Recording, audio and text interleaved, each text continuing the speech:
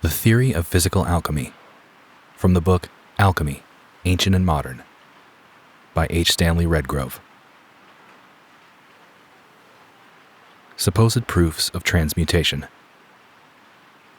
It must be borne in mind when reviewing the theories of the alchemists that there were a number of phenomena known at the time, the superficial examination of which would naturally engender a belief that the transmutation of metals was a common occurrence. For example, the deposition of copper on iron when immersed in a solution of copper salt, for example blue vitriol, was naturally concluded to be a transmutation of iron into copper. Although, had the alchemists examined the residual liquid, they would have found that the two metals had merely exchanged places, and the fact that white and yellow alloys of copper with arsenic and other substances could be produced pointed to the possibility of transmuting copper into silver and gold. It was also known that if water, and this is true of distilled water which does not contain solid matter in solution, was boiled for some time in a glass flask, some solid earthly matter was produced. And if water could be transmuted into earth, surely one metal could be converted into another. On account of these and like phenomena, the alchemists regarded the transmutation of the metals as an experimentally proved fact. Even if they are to be blamed for their superficial observation of such phenomena, yet nevertheless, their labors marked a distinct advance upon the purely speculative and theoretical methods of the philosophers preceding them. Whatever their faults, the alchemists were the forerunners of modern experimental science. The alchemistic elements.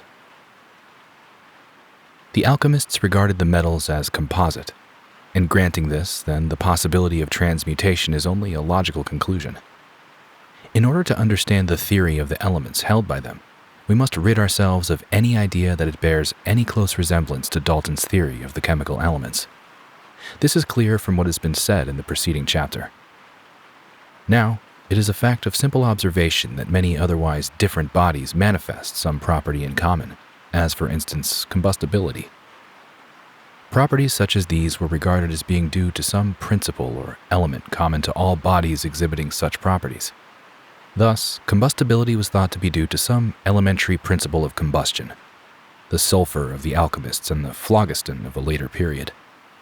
This is a view which, a priori, appears to be not unlikely, but it is now known that, although there are relations existing between the properties of bodies and their constituent chemical elements, and also it should be noted the relative arrangement of the particles of these elements, it is the less obvious properties which enable chemists to determine the constitution of bodies, and the connection is very far from being of the simple nature imagined by the alchemists.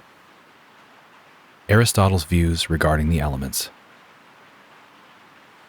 For the origin of the alchemistic theory of the elements, it is necessary to go back to the philosophers preceding the alchemists, and it is not improbable that they derived it from some still older source.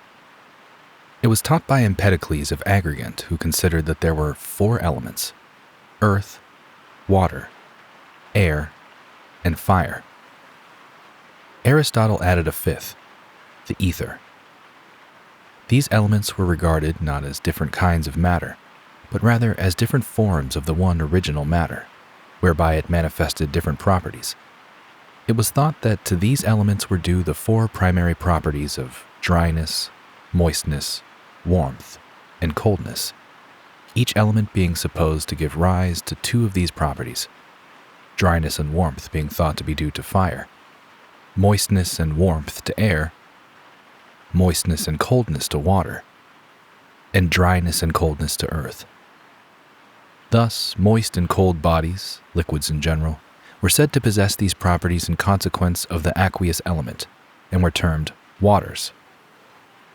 Also, since these elements were not regarded as different kinds of matter, transmutation was thought to be possible, one being convertible into another, as in the example given above. The sulfur-mercury theory.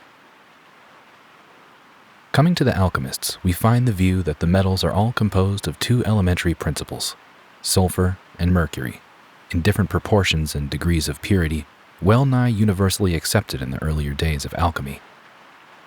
By these terms, sulfur and mercury, however, must not be understood the common bodies ordinarily designated by these names. Like the elements of Aristotle, the alchemistic principles were regarded as properties rather than as substances, though it must be confessed that the alchemists were by no means always clear on this point themselves. Indeed, it is not altogether easy to say exactly what the alchemists did mean by these terms, and the question is complicated by the fact that very frequently they make mention of different sorts of sulfur and mercury.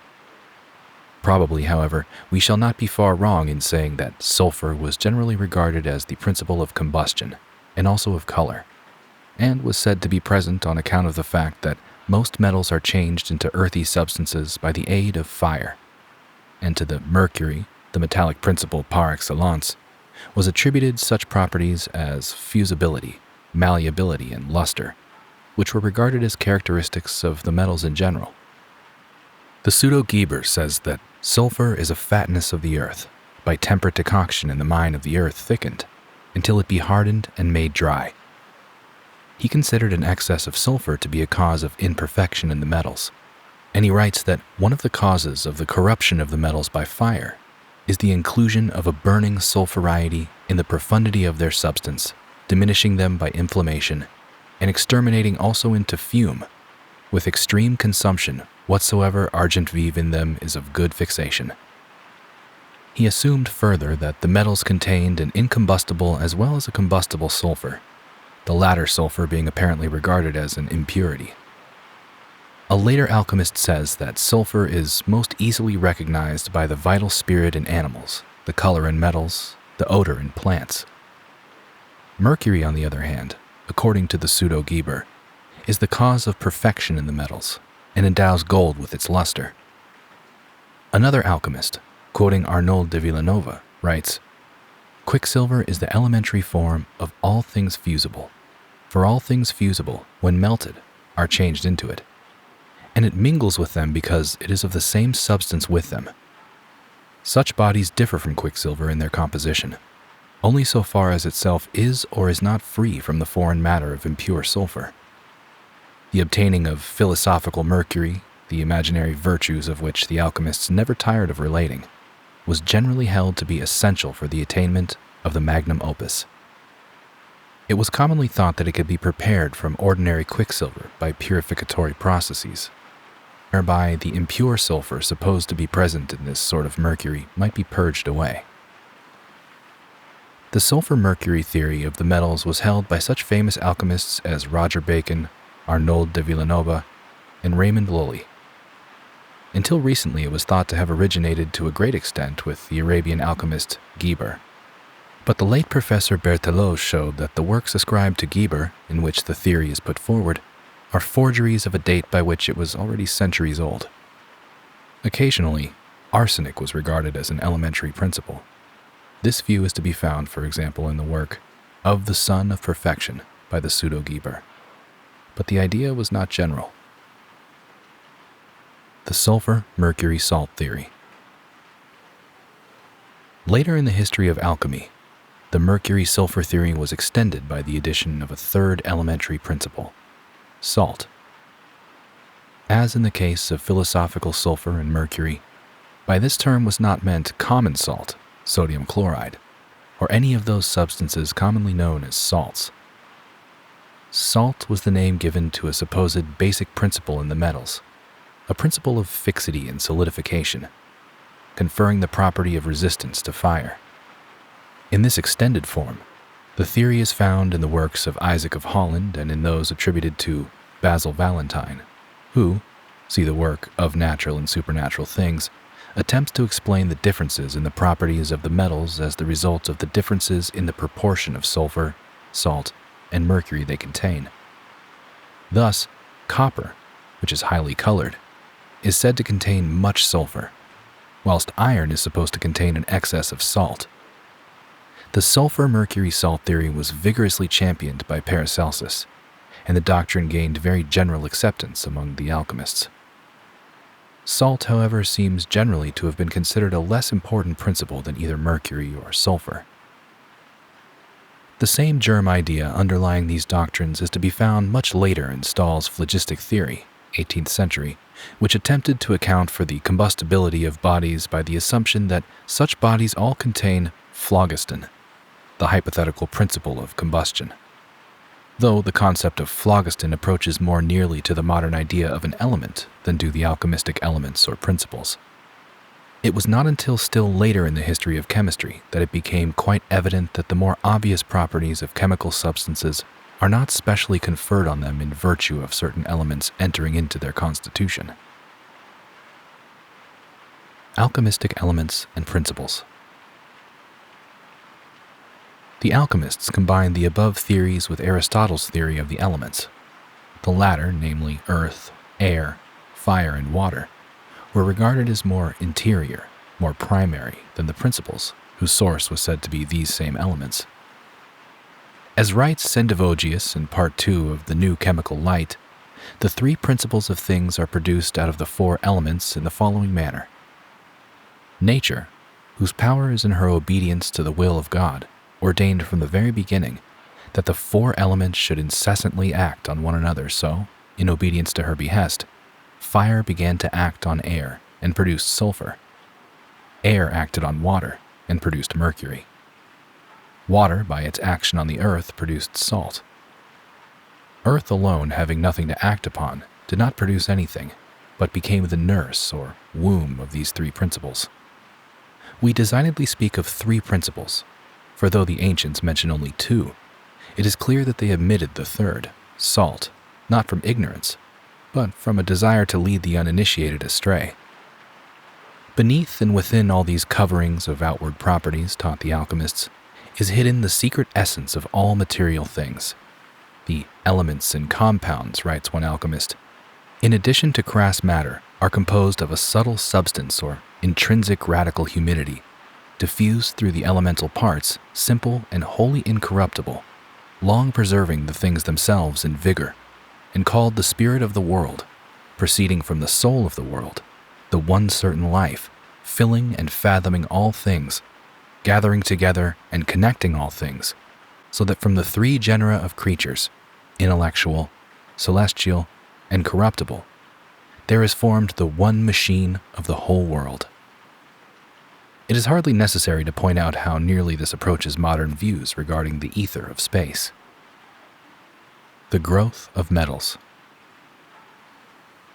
The alchemists regarded the metals as growing in the womb of the earth, and a knowledge of this growth as being of very great importance.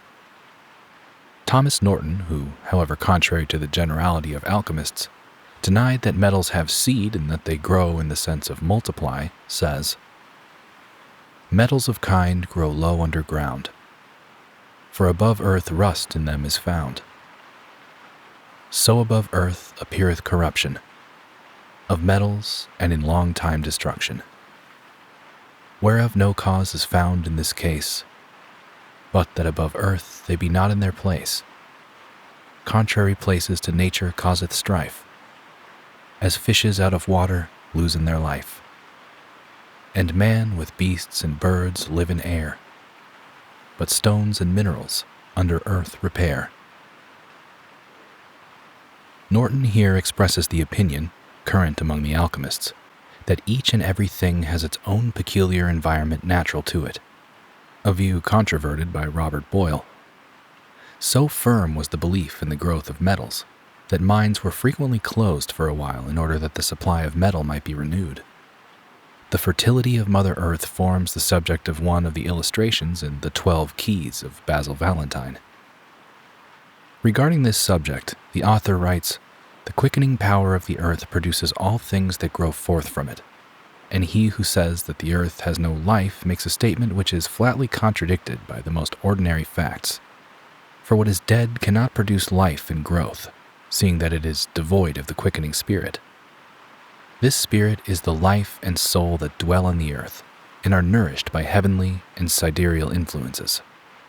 For all herbs, trees, and roots, and all metals and minerals receive their growth and nutriment from the spirit of the earth, which is the spirit of life.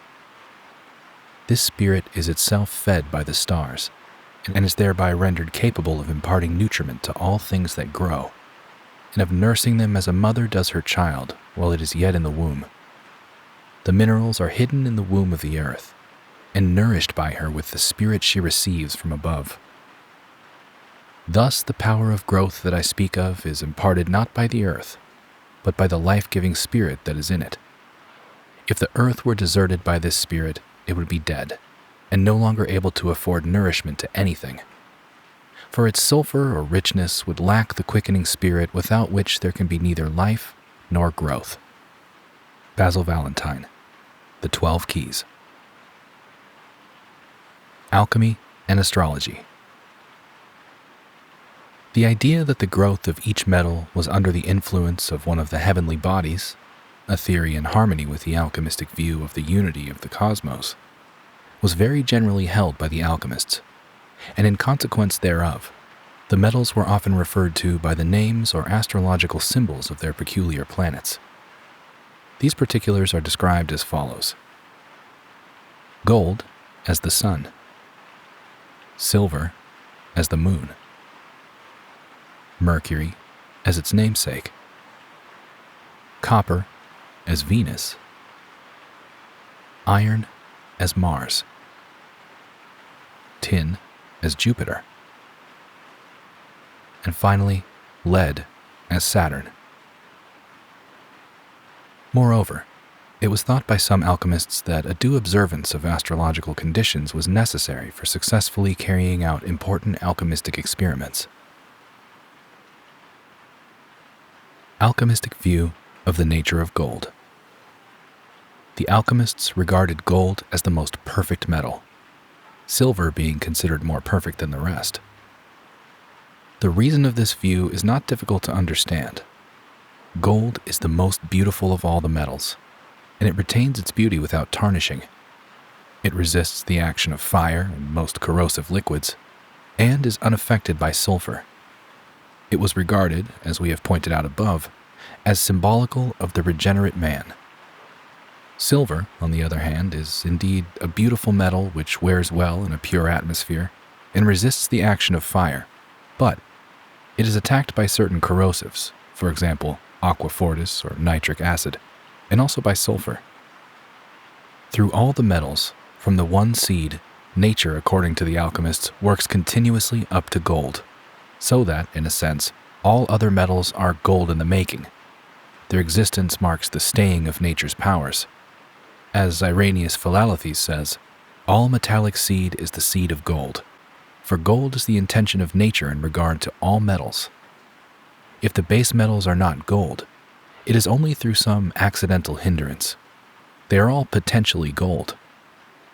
Or, as another alchemist puts it, since the substance of metals is one and common to all, and since this substance is, either at once or after laying aside in course of time the foreign and evil sulfur of the baser metals by a process of gradual digestion, changed by the virtue of its own indwelling sulfur into gold, which is the goal of all the metals, and the true intention of nature, we are obliged to admit and freely confess that in the mineral kingdom, as well as in the vegetable and animal kingdoms, nature seeks and demands a gradual attainment of perfection, and a gradual approximation to the highest standard of purity and excellence.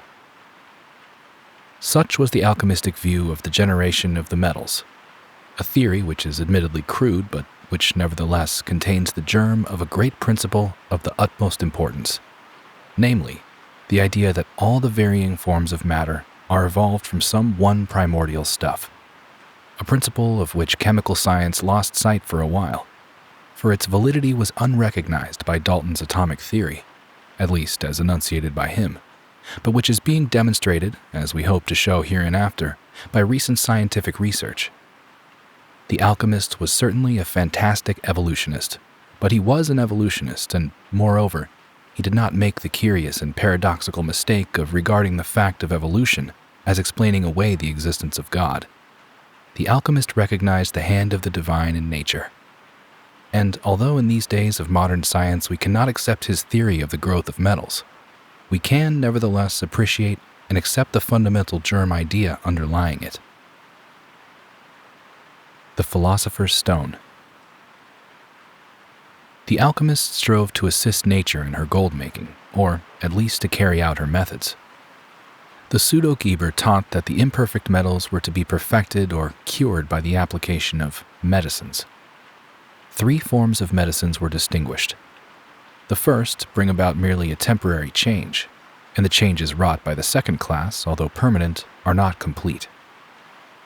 A medicine of the third order, he writes, I call every preparation, which, when it comes to bodies with its projection, takes away all corruption and perfects them with the difference of all completement. But this is one only. This, the true medicine that would produce a real and permanent transmutation, is the Philosopher's Stone, the masterpiece of alchemistic art. Similar views were held by all the alchemists, though some of them taught that it was necessary first of all to reduce the metals to their first substance. Often 2 forms of the Philosopher's Stone were distinguished, or perhaps we should say, 2 degrees of perfection in the one stone. That for transmuting the imperfect metals into silver being said to be white, the stone or powder of projection for gold being said to be of a red color. In other accounts, the medicine is described as of a pale brimstone hue. Most of the alchemists who claimed knowledge of the Philosopher's Stone or the materia prima necessary for its preparation generally kept its nature most secret and spoke only in the most enigmatical and allegorical language, the majority of their recipes containing words of unknown meaning. In some cases, gold or silver, as the case may be, was employed in preparing the medicine, and after projection had been made, this was, of course, obtained again in the metallic form, the alchemist imagining that a transmutation had been effected. In the case of the few other recipes that are intelligible, the most that could be obtained by following out their instructions is a white or yellow metallic alloy superficially resembling silver or gold. The nature of the Philosopher's Stone. The mystical, as distinguished from the pseudo-practical descriptions of the stone and its preparation, are by far the more interesting of the 2. Paracelsus, in his work on the Tincture of the Philosophers, tells us that all that is necessary for us to do is for us to mix and coagulate the rose-colored blood from the lion and the gluten from the eagle, by which he probably meant that we must combine philosophical sulfur with philosophical mercury. This opinion that the Philosopher's Stone consists of philosophical sulfur and mercury combined so as to constitute a perfect unity was commonly held by the alchemists, and they frequently likened this union to the conjunction of the sexes in marriage. Irenaeus Philalethes tells us that for the preparation of the stone it is necessary to extract the seed of gold, though this cannot be accomplished by subjecting gold to corrosive liquids, but only by a homogeneous water or liquid, the mercury of the sages. In the Book of the Revelation of Hermes, interpreted by Theophrastus Paracelsus concerning the supreme secret of the world, the medicine, which is here, as not infrequently, identified with the alchemistic essence of all things, or soul of the world, is described in the following suggestive language. This is the spirit of truth, which the world cannot comprehend without the interposition of the Holy Ghost, or without the instruction of those who know it. The same is of a mysterious nature, wondrous strength, boundless power. By Avicenna, this spirit is named the soul of the world, for as the soul moves all the limbs of the body, so also does this spirit move all bodies. And as the soul is in all the limbs of the body, so also is this spirit in all elementary created things. It is sought by many and found by few. It is beheld from afar and found near. For it exists in everything, in every place, and at all times. It has the powers of all creatures. Its action is found in all elements. And the qualities of all things are therein, even in the highest perfection. It heals all dead and living bodies without other medicine, converts all metallic bodies into gold, and there is nothing like unto it under heaven. The theory of development.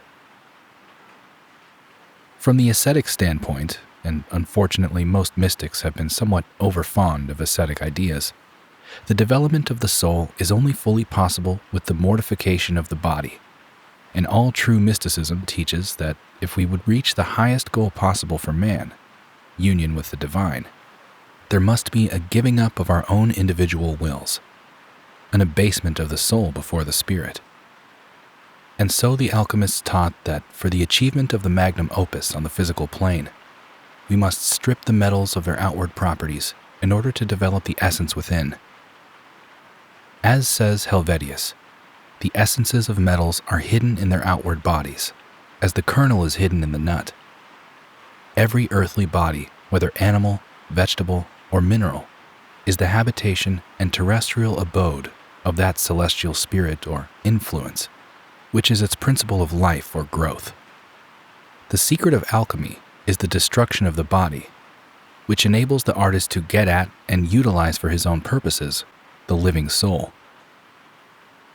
This killing of the outward nature of material things was to be brought about by the processes of putrefaction and decay.